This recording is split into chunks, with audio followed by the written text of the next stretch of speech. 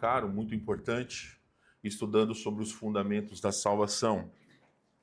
Então, eu quero pedir que você possa abrir a sua Bíblia para o livro de Levítico, capítulo 16, versos 15 e 16, e Romanos, capítulo 3, verso 25. Eu sei que hoje a gente está um pouquinho apertadinho aqui, né? Mas eu imagino que já a partir de semana que vem a gente deva retornar lá para cima, porque, graças a Deus, o verão foi embora, está bem mais ameno, né? Então, ou pelo menos é para estar mais ameno, tá bom? Levítico capítulo 16, verso 15 e 16.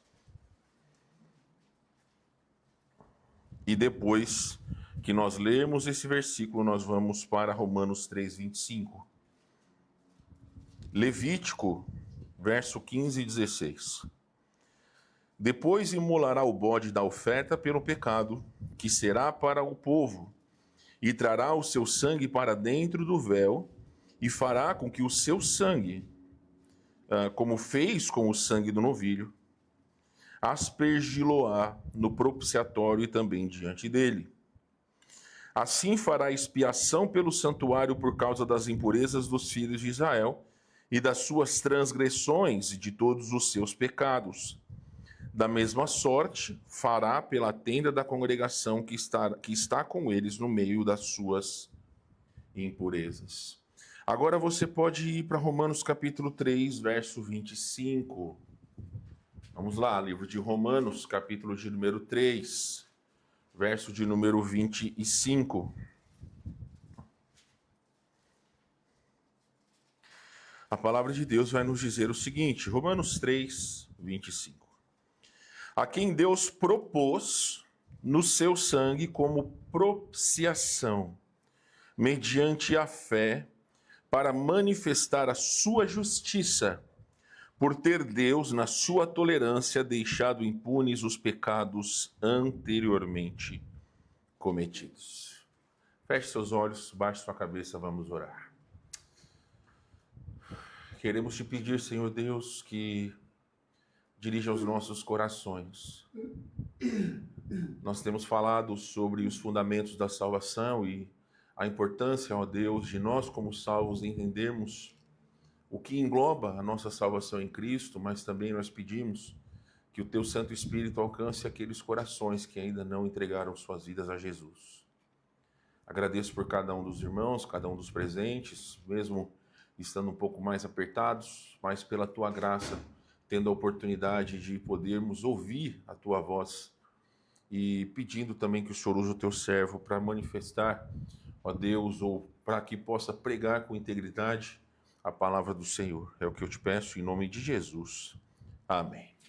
Meus irmãos, nós chegamos em uma das questões talvez um pouco mais difíceis na questão da salvação. Como nós temos falado, nós estamos falando sobre os fundamentos ou sobre a base da salvação em Cristo. E hoje nós vamos falar sobre o conceito bíblico de propiciação. Essa questão de propiciação, eu sei que agora você ainda não entende, mas o nosso interesse é que nos próximos 2 domingos nós tratemos especificamente sobre isso, em 2 partes. Para que todos possam entender, nós lemos o verso de Levítico capítulo 16, e eu entendo que ali existem certas situações que é de difícil compreensão, mas que nós vamos esmiuçá-las um pouco. Eu lembro a cada um de vocês que mesmo sendo um sermão dirigido para todos, se você tem alguma dúvida, você levanta a sua mão, pastor, eu não entendi isso, pode falar um pouco mais sobre isso? A gente pode tentar responder as suas dúvidas, tá bom? Então, antes de mais nada, ou antes de falar sobre a necessidade de um sacrifício expiatório, deixa eu só voltar aqui para você prestar atenção um pouco naquilo que eu vou te dizer. A doutrina da propiciação ela é fundamental para entendermos como Deus lida com o pecado e como ele pode ser ao mesmo tempo justo e misericordioso. Então, o que nós estamos falando, ou o que nós estamos nos propondo a falar, é como que Deus ele perdoa os nossos pecados. De que maneira, biblicamente, Deus perdoa os nossos pecados, e por isso é importante estudar o Antigo Testamento. Nessa situação, meus irmãos, a propiciação ela é muito mal compreendida. Por quê? Porque, como nós nos propomos desde o início, estudar esses termos, que muitas vezes na leitura da Bíblia passam desapercebidos porque não são compreendidos. Então, como Paulo fala ali no capítulo 3, verso 25 de Romanos, que vocês já leram, dizendo que Deus propôs o seu sangue como propiciação. Então, a gente vai estudar o que é essa propiciação, ok? Então, meus irmãos, no Antigo Testamento, e é por isso que nós vamos estudar um pouco ali de Levítico 16, Deus estabeleceu um sistema sacrificial que apontava para a necessidade de um sacrifício perfeito. E no Novo Testamento, esse sacrifício perfeito, ele foi estabelecido na pessoa de Jesus. Então, o interesse nosso é ver como a propiciação é fundamental para a nossa salvação. Agora sim, tratando sobre a necessidade de um sacrifício expiatório. E é importante nós destacarmos sobre a santidade e a justiça de Deus exigem a punição do pecado. Olha, por favor, Abacuque capítulo 1, verso 13. E aí, meus queridos, a gente vai precisar que vocês possam aí passear pela Bíblia junto com a gente. Se caso você não achar, não tem problema. Eu vou ler algumas vezes eu vou passar a bola para vocês. Ó, tem 3 cadeiras vazias aqui, se quiserem, vocês fiquem à vontade aí, tá? Vamos lá. Abacuque capítulo 1, verso 13. Preste atenção. Tu és tão puro de olhos que não podes ver o mal e a opressão não podes contemplar. Porque, pois, toleras os que procedem perfidamente e te calas quando o perverso devora aquele que é mais justo do que ele? O que Abacuque está dizendo aqui, meus irmãos, é que Deus, ele é santo. E como um Deus santo, ele não pode tolerar o pecado. E se Deus, ele é santo, é importante nós entendermos que o pecado, ele não é somente uma falha moral. Preste atenção nisso. O pecado não é só uma falha moral, mas toda vez que nós pecamos, nós estamos pecando contra a justiça de Deus. Então, o simples pecado não é só uma falha em nosso caráter, mas principalmente uma afronta contra o Deus Santo que nós servimos. Então, como justo juiz, Deus não pode ignorar o pecado sem comprometer a sua justiça. O Salmo número 7, verso 11, que inclusive é o salmo que eu coloco ali como a minha rede de Wi-Fi, diz o seguinte: Deus é justo juiz. Ou seja, Deus é um juiz justo.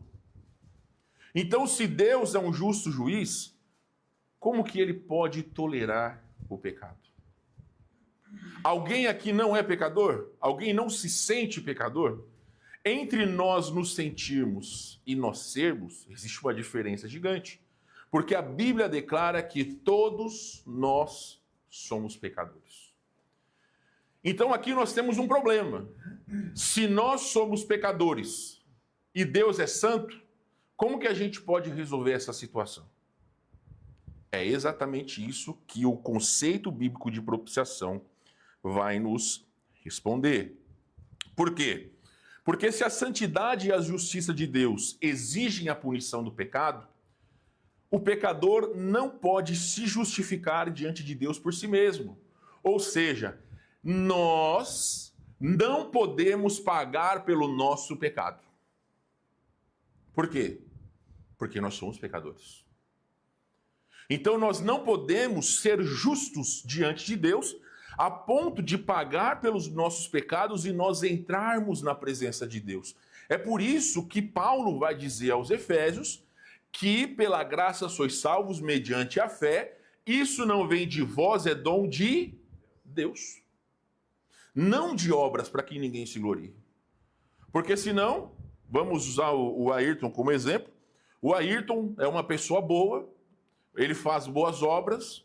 Então vamos supor que ele faz o seguinte: olha, eu tenho os meus pecados, eu tenho as minhas dificuldades, mas eu vou entregar essas cestas básicas para essas pessoas mais humildes, eu vou ajudar as pessoas nas sinaleiras, eu vou dar ajuda para elas, eu vou fazer tudo aquilo de bom que eu posso. Se ele tiver esse pensamento achando que as suas boas obras podem, na balança celestial, olha, os meus pecados, eles têm que ficar ali um pouco parelhos com as boas obras que eu faço. Isso nunca vai acontecer.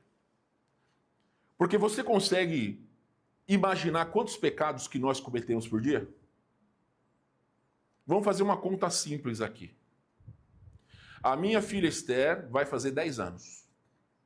Imagina que a Esther tivesse cometido um pecado por dia. Cada ano tem 365 dias, vamos arredondar. Vezes 10, dá quanto? O pessoal fugiu da escola, gente. 3.600. Vamos arredondar para 3.600. 3.600 pecados numa vida de 10 anos. Agora multiplica pela sua idade. O que eu estou querendo dizer para vocês é o seguinte: quantos pecados nós precisamos para nos afastar de Deus? Um só pecado nos afasta de Deus, porque Deus é um Deus santo, ausente de pecados. Então vocês entendem porque nunca nós conseguiremos equilibrar a balança? Porque nós somos pecadores. Então Deus, ele é justo. A Bíblia deixa claro que Deus é justo. E um juiz justo, ele vai fazer o quê? Ele vai punir o pecado. E, consequentemente, o pecador também será punido. Só que nessa questão, meus irmãos, olha Romanos capítulo 10, versos 10 a 12. Romanos capítulo 3, verso 10 a 12. E também verso 23. Alguém leia para nós, por favor. Romanos 3, 10 a 12 e 23.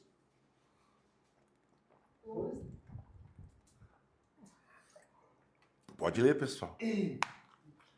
Como está escrito, não há justo, nenhum sequer. Não há quem entenda, não há quem busque a Deus. Todos se extraviaram, algumas se fizeram inúteis. Não há quem faça o bem, não há um sequer. E 23. Pois todos pecaram e não alcançam o padrão da glória de Deus. Então o apóstolo Paulo está deixando claro que nós, como pecadores, não podemos chegar diante de Deus e falar: Senhor, eu sou uma pessoa justa, não tenho pecados, então eu posso entrar na eternidade. Ninguém pode fazer isso.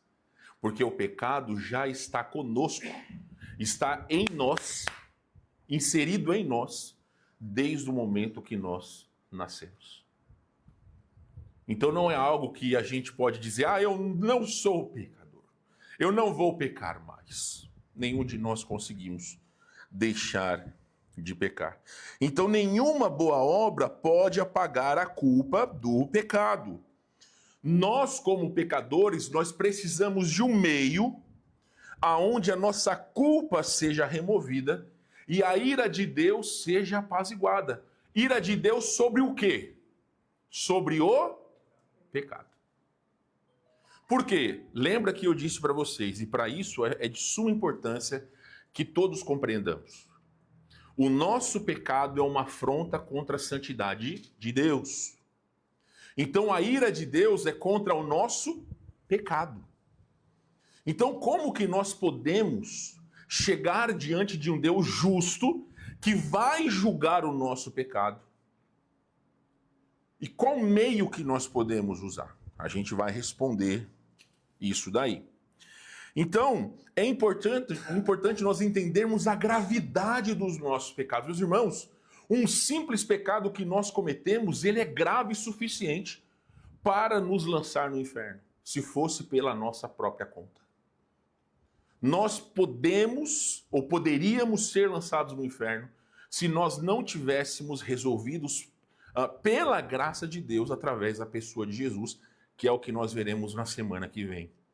Mas dentro dessas perspectivas, é importante entender que o conceito de propiciação vai deixar claro que nós precisamos de alguém que possa pagar pelo nosso pecado. Alguém que seja o substituto que vai sofrer a punição em nosso lugar. Tá certo? Todos estão entendendo por enquanto? Estão comigo? Estão dormindo não, né? Olhando para mim e a mente lá no social daqui a pouco. Então, meus irmãos, existe a necessidade de um sacrifício expiatório. Você vai já entender. O sistema sacrificial no Antigo Testamento. E isso é para nós valorizarmos o Antigo Testamento. Volte lá para Levítico 16. Por favor. Levítico capítulo 16.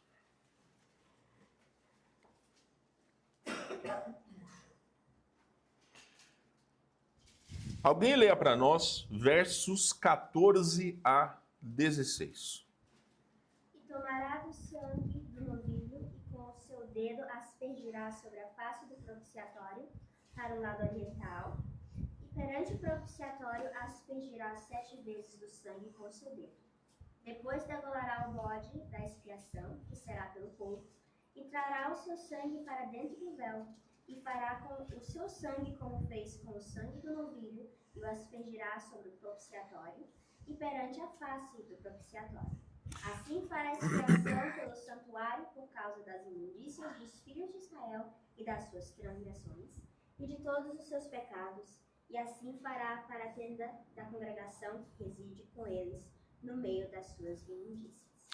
Muito provavelmente você já deve ter ouvido falar sobre Yom Kippur. O Yom Kippur, ele é o dia da expiação, que até hoje os judeus eles comemoram. Você também já vai entender sobre isso. Então, o dia da expiação como figura da propiciação. Em que sentido? O dia da expiação era o momento mais solene do calendário judaico, então desde lá do deserto eles já comemoravam isso. O sumo sacerdote entrava no Santo dos Santos, uma vez por ano, para aspergir. Ele molhava o seu dedo e ele aspergia sangue no propiciatório. Você já vai entender o que é o propiciatório. Esse ato simbolizava a remoção da culpa do povo e o apaziguamento da ira de Deus. O propiciatório era aquela tampa que ficava em cima da arca. Então o sacerdote, era necessário que um cordeiro fosse morto, o seu sangue derramado. O sacerdote então tinha uma bacia de sangue, aonde o sangue era aspergido sobre o propiciatório, e esse era um simbolismo que simbolizava então que a ira de Deus estava sendo apaziguada, ou seja, estava sendo resolvida. Então a ira de Deus já não estava mais sobre o povo, porque estavam manifestando o seu desejo de terem os seus pecados perdoados. Então, o sangue aspergido no Santo dos Santos mostra a necessidade de substituição. Em que sentido? O sangue do sacrifício cobria simbolicamente os pecados do povo diante de Deus. Por quê? Porque como o Hebreus 9:22 vai demonstrar que o sistema sacrificial do Antigo Testamento revelava que sem o derramamento de sangue não há o perdão de pecados. Então, se esse ato que o dia da expiação mostrava, desde o passado, aquilo era um simbolismo que o povo estava pedindo perdão a Deus pelos seus pecados, e os pecados do povo eram perdoados. Então esse ato, esse dia da expiação, mostrava desde o Antigo Testamento que era necessário que houvesse derramamento de sangue para que houvesse o perdão de pecados. Então, é importante entender que esses sacrifícios aqui, eles eram temporários. Eles não eram permanentes. Eles eram temporários e também imperfeitos. Por quê? Porque cada ano eles precisavam fazer a mesma coisa. Então, duas coisas principais. O sacrifício era temporário e era imperfeito, porque tinha que ser feito todos os anos e sempre era necessário que o povo pudesse pedir perdão. Então, no Antigo Testamento, assim como eu falei, o propiciatório era a tampa da arca, onde o sangue era aspergido. Então, esse ato de aspersão simbolizava que o pecado do povo estava coberto. Estava pago aquele sacrifício, aquele simbolismo, para que eles então pudessem ter o favor de Deus sobre eles. Ok? Alguma dúvida por enquanto? Estão entendendo? Então, de uma maneira reduzida, ou mais simples, era necessário um sacrifício, aonde o sacerdote pegava o sangue do sacrifício, aspergia sobre a tampa da arca, como um simbolismo que eles estavam pedindo perdão a Deus. Por que hoje a gente não precisa fazer isso? Primeiro que se precisasse, a gente estava lascado. Porque eu sou aquele tipo de gente que se vê sangue, eu... Imagina um homem da minha estatura e largura desmaiar. Como é que vai ser? Hoje nós não precisamos disso. Por quê? João 29. Vamos lá, abre sua Bíblia lá. Evangelho de João, capítulo 1, verso 29.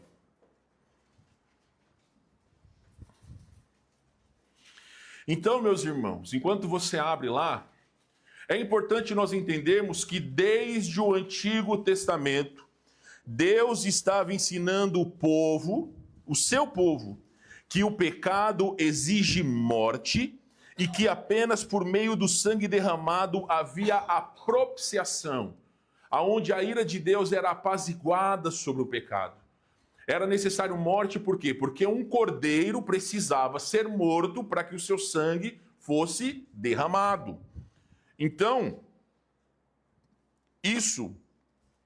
aqueles sacrifícios eram uma sombra daquilo que Cristo faria por nós. Alguém leia João 29.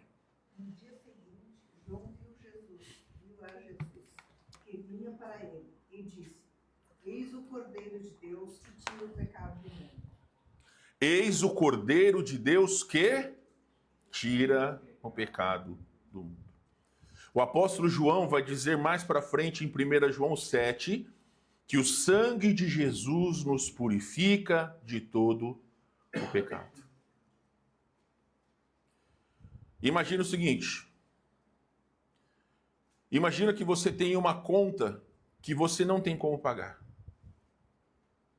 Só que você sabe que alguém tem o dinheiro ou tem os meios de poder pagar a sua conta sem você precisar pagar nada. Vamos dizer que o meu saldo no banco esteja negativo e eu não tenha dinheiro nenhum. E aí o Paulo, ele tem condições de poder pagar a minha dívida. E ainda fala para mim assim: ó, pastor, você não precisa me pagar nada. Depois eu passo meus boletos para você. Então, se eu sei que ele pode me ajudar, eu vou olhar para minha conta, puxa vida, meu saldo está negativo. Mas tem alguém que está dizendo que pode me ajudar sem eu precisar pagar nada. Se você tivesse isso, você não iria atrás? Se você tem uma conta que não pode pagar, você não vai atrás de quem pode pagar para você? É exatamente o que simboliza o sacrifício de Jesus. Os nossos pecados nos levariam direto para o inferno. Nós precisávamos de alguém que pudesse pagar a nossa conta diante de Deus.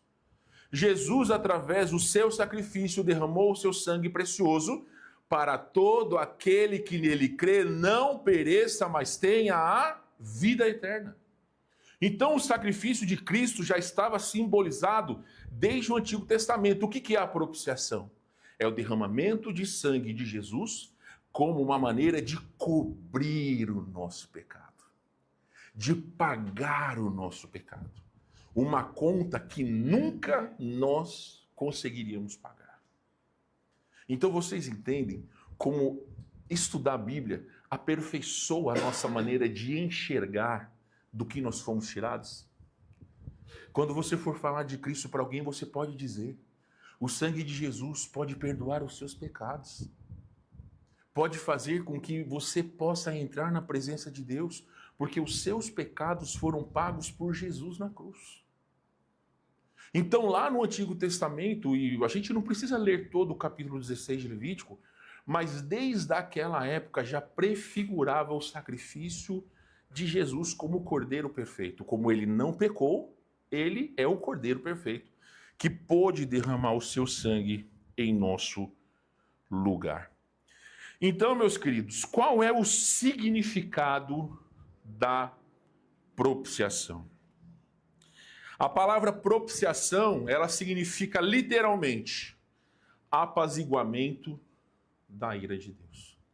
Deus não é aquele velhinho que fica no céu nervoso, né? Não, não é isso, meus irmãos. É que como nós vimos desde o início, Deus, ele é justo, ele é santo. Nós é quem somos os errados por conta dos pecados que nós cometemos. Nós é que nos afastamos de Deus. Então, a propiciação é a maneira de nós cobrirmos a ira de Deus, crendo em Jesus Cristo. Então, a palavra grega para propiciação, e aí eu não preciso ler grego nem hebraico para vocês, mas significa um sacrifício que desvia a ira de Deus. Alguém leia para nós Provérbios 17, 15, por gentileza? E outra pessoa já vai para Isaías 53, 5 e 6. Provérbios 17, 15. Quem achou, leia para nós, por favor. O que justifica o perverso e o que condena o justo, abomináveis são para o Senhor, tanto um como o outro. Vocês entenderam, meus irmãos? Então, o que Salomão está deixando claro aí em Provérbios é que Deus, ele não pode simplesmente ignorar o pecado. Ah, Deus, mas o Jorginho é tão bonitinho. Por que ele não pode ir para o céu? Porque ele é uma pessoa tão legal. Porque Deus simplesmente não pode, eu vou fechar os olhos agora e você pode correr para ir. Não, não existe isso, meus irmãos. Porque ele é justo. Ele é o justo juiz, como nós lemos em Salmos, capítulo 7, verso 11. Então ele não pode simplesmente ignorar os pecados. Em contrapartida, ouça o que diz Isaías 53, 5 e 6. Mas ele foi ferido pelas nossas transgressões e moído pelas nossas iniquidades. O castigo que nos traz a paz estava sobre ele, e pelas suas pisaduras fomos sarados. Todos nós andávamos desgarrados como ovelhas, cada um se desviava pelo seu caminho. Mas o Senhor fez cair sobre ele a iniquidade de nós todos. Então, meus irmãos, uma maneira bem literal de você entender. Salomão, vem aqui, por favor. É você. Você não fez nada. Não ainda, pelo menos. Vamos supor que esse seja o seu pecado. Segura o seu pecado aqui, por favor. Esse é o pecado. O pecado de Salomão está menos na metade. Então vamos dizer que esse é o pecado de Salomão. O que Cristo fez? Que nós acabamos de ler em Isaías 53. Ele tomou sobre si as nossas iniquidades. Então o pecado do Salomão já não é mais dele, porque Cristo pegou os seus pecados e colocou sobre ele e pagou na cruz do Calvário. Obrigado. Essa é uma maneira literal de você poder entender. E de você poder, quando você evangelizar, falar de Cristo dessa maneira. Cristo levou sobre si os nossos pecados. Aí você fala assim, mas pastor, se os nossos pecados foram pagos por Jesus na cruz, por que as pessoas ainda vão para o inferno? Essa é uma boa pergunta. Por que as pessoas vão para o inferno? Nós já respondemos isso algumas vezes, mas vamos responder novamente. João capítulo 3, 17 a 19. Vamos lá, abre sua Bíblia aí. João capítulo 3, versos... Vamos ler 16, 17, 18 e 19. Jorjão, lê para nós aí, por favor. João 3, 16 a 19. Preste bem atenção naquilo que nós vamos ler. Porque Deus amou o mundo de tal maneira que deu seu Filho unigênito, para que todo aquele que nele crê não pereça, mas tenha vida eterna. Porque Deus enviou o seu Filho ao mundo, não para que condenasse o mundo, para que o mundo fosse salvo por ele. Quem crê nele não é condenado, mas quem não crê já está condenado, porquanto não crê no nome do unigênito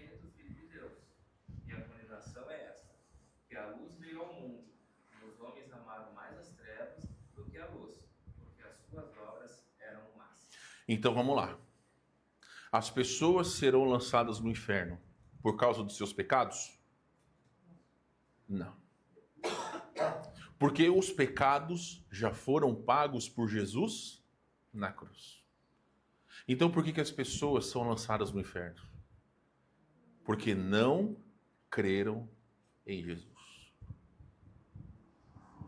Esse é o motivo com que pessoas vão para o inferno.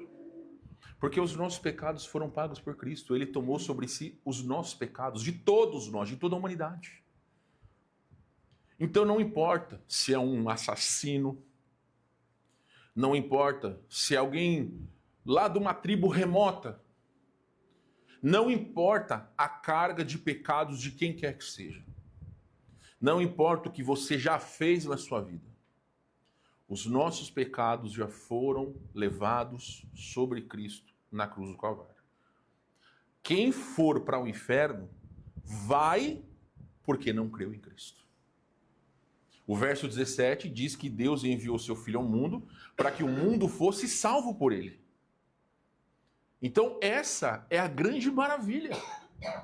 Imagine que todos nós estejamos segurando as nossas garrafas que simbolizam o nosso pecado. Quando você coloca a sua fé em Cristo, é como se você estivesse entregando para Ele a sua confiança e a sua fé, porque os seus pecados foram pagos. Então você diz: Jesus, cuida da minha vida. Eu creio em Ti como meu Salvador. Essa é a salvação em Cristo. É você colocar sobre Ele a sua fé. É tirar a confiança de si mesmo e colocar sobre o Salvador. Então não é nada complicado. Ninguém precisa pagar nada. Aqui a gente não está falando sobre dinheiro. Aqui a gente não está falando sobre tradições religiosas. A gente não está falando que você tem que pagar alguma prenda, algum saco. Não precisa. É totalmente gratuito. E talvez é por isso que as pessoas se assustam tanto, porque é algo totalmente de graça. Então, meus queridos, o ensino de que o pecador requer um pagamento para que Deus continue justo e misericordioso. Então, o ensino de que o pecado requer um pagamento para que Deus continue justo e misericordioso. Olha que interessante, Romanos capítulo 3, verso 25 e 26. Mais uma vez. A quem Deus propôs no seu sangue como propiciação mediante a fé. Lembra o que é propiciação? É colocar sobre Cristo o nosso pecado para que a ira de Deus seja apaziguada. Como? Pela fé.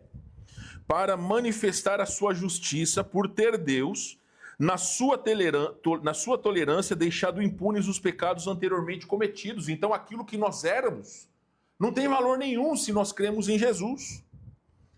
Tendo em vista a manifestação da sua justiça no tempo presente, para ele mesmo ser justo e o justificador daquele que tem fé em Jesus. Ou seja, ele tanto declara justo, sem pecados, como ele foi o meio de que nós pudéssemos ter os pecados perdoados. Então ele é tanto aquele que justifica, como aquele que declara justo. Ele providenciou os meios e ele é que vai verdadeiramente perdoar os nossos pecados. Então, meus irmãos, o que nós estamos dizendo a todos vocês é que Deus permanece justo porque não deixa o pecado impune e ele é misericordioso, pois justifica ou declara justos e perdoados aqueles que creem em Cristo. Então, o sacrifício de Cristo expõe a todos a justiça de Deus. Como é a vontade de Deus, e em outras passagens a Bíblia vai dizer que a vontade de Deus é que todos cheguem ao pleno conhecimento da verdade. O sacrifício de Cristo pode salvar todas as pessoas? Pode ou não? Mas todos serão salvos? Essa é a questão, meus irmãos. Ninguém é forçado a nada. Ninguém é forçado a absolutamente nada. Existe um erro. O erro de pensar que Deus simplesmente ignora os pecados sem punição. É isso que muitas vezes as pessoas elas estão jogando cada dia. Ah, quando eu chegar lá, Deus é que vai ver se eu mereço o céu ou não. Eu não sei se aqui existe esse termo, roleta russa. Você conhece o que é isso? Uma arma, geralmente um 38, aonde se coloca uma munição, né? Porque bala não é, mas onde se coloca a munição, gira-se o tambor e aperta-se o gatilho.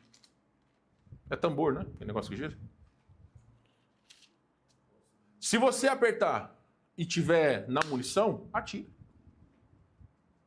Muitas pessoas estão brincando de roleta russa todos os dias. Porque acham o seguinte, ah, não, mais para frente, quando eu for velhinho, quando eu, né, quando eu já tiver vivido toda a minha vida, eu vou aos pés de Jesus. Semana passada, uma pessoa, eu não sei de que idade era, 50 e poucos anos, estava subindo o Cristo Redentor lá no Rio de Janeiro, deu um mal súbito, morreu. Estava viajando de férias com a família. Aí você que é jovem vai pensar, mas 56 anos. Eu mostrei, acho que foi para o Jorge recentemente, o camarada andando de moto, tirando selfie, de moto. Aí ele não viu que a moto estava indo para o lado, deu de cara no poste e morreu.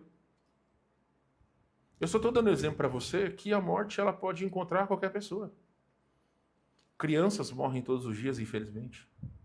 Adolescentes morrem todos os dias, jovens morrem todos os dias, adultos morrem todos os dias e idosos morrem todos os dias. Então ninguém pode brincar, achando que, não, lá para frente eu... Não, meus irmãos. Existem pessoas que deixam de resolver certas mágoas no seu coração e às vezes, quando a outra pessoa morre, vai ser tarde demais para você poder resolver aquele peso que você leva na sua vida. Eu deixo claro para todos vocês que ninguém vai poder chegar diante de Deus e dizer, Deus, eu não sabia. Essas desculpas só funcionam aqui. Deus conhece os nossos corações. E principalmente aqueles que têm ouvido a pregação da palavra de Deus são mais culpados ainda, porque têm ouvido a palavra de Deus e têm endurecido o seu coração, não permitindo que Jesus possa ser o seu Salvador. A pergunta é, o que você vai perder se você crê em Jesus? Às vezes as pessoas têm dúvidas de perguntar, pastor, como é que eu posso aceitar Jesus? O que é aceitar Jesus? O que eu tenho que fazer? Para eu aceitar Jesus, eu tenho que fazer coque no cabelo, tenho que, não posso mais usar maquiagem. Se você for homem, você não pode mais. Mas tem certas coisas que hoje em dia pessoas colocam como motivos. Eu acho que eu vou ter que parar de fazer tal coisa. Olha, existem tantas coisas boas que a gente sabe que é bom servir ao Senhor e talvez a melhor delas é saber que quando nós fecharmos os olhos nesse mundo, nós estaremos contemplando a face de Cristo para todo sempre. Essa é a esperança que nós temos, dito ao nosso irmão Oséias. É a esperança que nós temos compartilhado com a Deise, é a esperança que nós compartilhamos com todos aqueles que têm sofrido, que o sofrimento que nós passamos nesse mundo, ele é passageiro. Lembra o que nós estudamos ali na escola dominical? Que não haverá mais morte, mais dor, não haverá mais motivo para nós lamentarmos. É nesse mundo que nós sofremos, mas no porvir não haverá sofrimento para aqueles que creem em Jesus. A vontade de Deus é que todos sejam salvos. Deus ama cada um de vocês, cada um de nós. Jesus, quando estava preso naquela cruz, ele estava levando os nossos pecados de todos nós, até mesmo daqueles que não creem em Jesus. Então, meus queridos, muitas pessoas pensam que Deus ele vai perdoar sem a necessidade de punição. Se Deus simplesmente perdoasse sem justiça, ele não seria santo nem justo. A cruz prova que o perdão de Deus é custoso.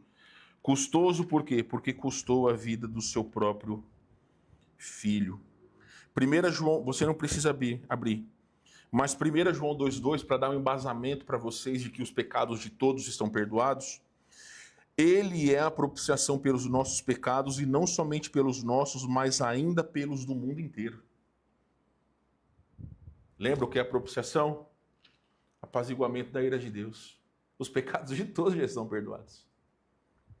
1 João 2,2 está falando sobre isso.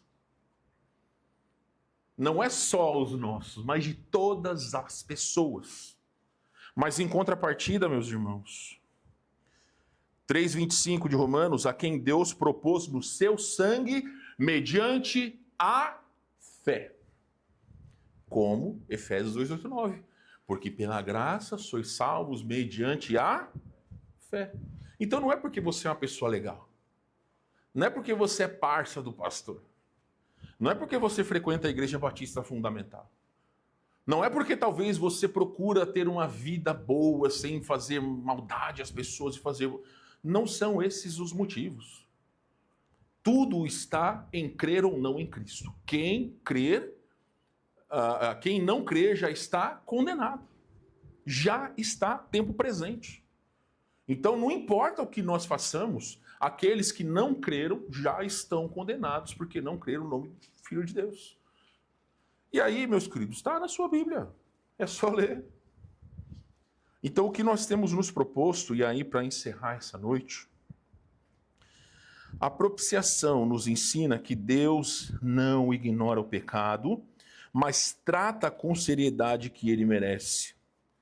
No Antigo Testamento, isso era visto no sistema sacrificial, mas o verdadeiro Cordeiro de Deus é Cristo, que morreu para apaziguar a ira de Deus e nos reconciliar com ele. Então, no domingo da semana que vem, Deus permitindo, nós vamos ver mais, de uma maneira mais completa, sobre o sacrifício de Cristo como a propiciação dos nossos pecados. Alguém tem alguma dúvida? Vocês entenderam bem? Entenderam o que é esse palavrão, propiciação? Apaziguamento da ira de Deus. Não é que Deus é um velhinho malvado, que está lá com o seu cajado nervoso, querendo jogar um raio e tudo. Não, não é isso. É que Deus ele é justo e nós somos pecadores.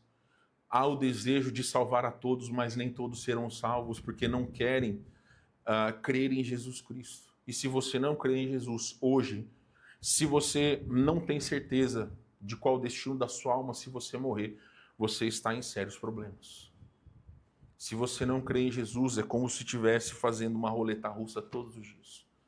Porque se você morrer sem Cristo, eternamente estará banido da presença de Deus e passará a eternidade no lago de fogo. Por quê? Porque esse é o destino daqueles que não creram em Jesus. Os seus pecados já foram pagos. Mas é necessário que você creia em Jesus como seu Salvador. Baixe sua cabeça, feche seus olhos. Eu quero rapidamente conversar com todos. Então baixe sua cabeça e feche seus olhos. Vocês sabem, me conhecem, eu não tenho o desejo de constranger ninguém. Somente você e Deus é que conhece o seu coração. Aqui nós temos dois tipos de pessoas. Aqueles que já creram e confessaram Jesus como seu Senhor e Salvador. E aqueles que ainda não creram e nem confessaram a Jesus como Salvador. Se você já creu em Cristo como seu Salvador, nós temos te dado ilustrações e maneiras de como você pode, de uma forma prática, demonstrar às pessoas como elas podem crer em Cristo. E essa é uma maneira prática de nós podermos ilustrar o amor de Deus por nós e como é importante que as pessoas entendam que a salvação está disponível a todos. Agora, se você não creu em Cristo, eu te pergunto o seguinte: qual é o destino da sua alma? Se talvez, ao sair dessas portas, você morra essa noite. Qual é o destino da sua alma? Se você fala, pastor, eu não sei. Então você tem um problema sério. Você não é uma pessoa ruim, mas o seu destino é a eternidade longe de Deus. Se você quer resolver essa situação, independente da idade que você tenha, você pode crer em Jesus. Vem conversar comigo, conversa com a minha esposa, conversa com alguém da sua confiança, seja um irmão, uma irmã, um jovem, uma jovem, e fala assim, olha, eu estou com dúvidas, eu realmente gostaria de crer em Jesus. Olha, a gente vai ter o prazer de abrir a Bíblia e te mostrar. Você não precisa pagar nada, você não precisa fazer nada miraculoso, você precisa apenas ter fé em Jesus. Então o desejo do Senhor é te salvar, que os seus pecados possam ser verdadeiramente perdoados como já são, mas que você creia que tenha sido perdoado e lavado pelo sangue de Cristo. Então, se é o seu desejo, conversa com a gente, manda mensagem, vamos conversar pelo WhatsApp ou fazer uma chamada de vídeo, não sei. A gente pode conversar presencialmente também, a gente mora aqui na igreja, não tem problema. Mas queremos que você possa ter entendimento de como você pode chegar ao Senhor, mesmo vocês ou aqueles que nos assistem pela internet. Senhor,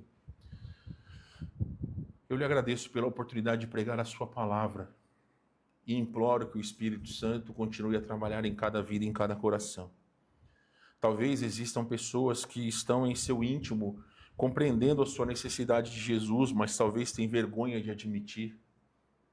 Tem vergonha do que seus parentes, seus amigos, seus familiares podem pensar. Mas talvez, ó Deus, essa pessoa pode ser o início de toda uma família que vai se render aos pés de Jesus. Então, Senhor Deus, quebra essas barreiras. Faz com que haja salvação essa noite, que as pessoas possam procurar saber sobre Jesus. Então, somos gratos porque nós cremos em Cristo e porque o Senhor nos providenciou os meios para sermos salvos. É o que nós te pedimos em nome de Jesus. Amém.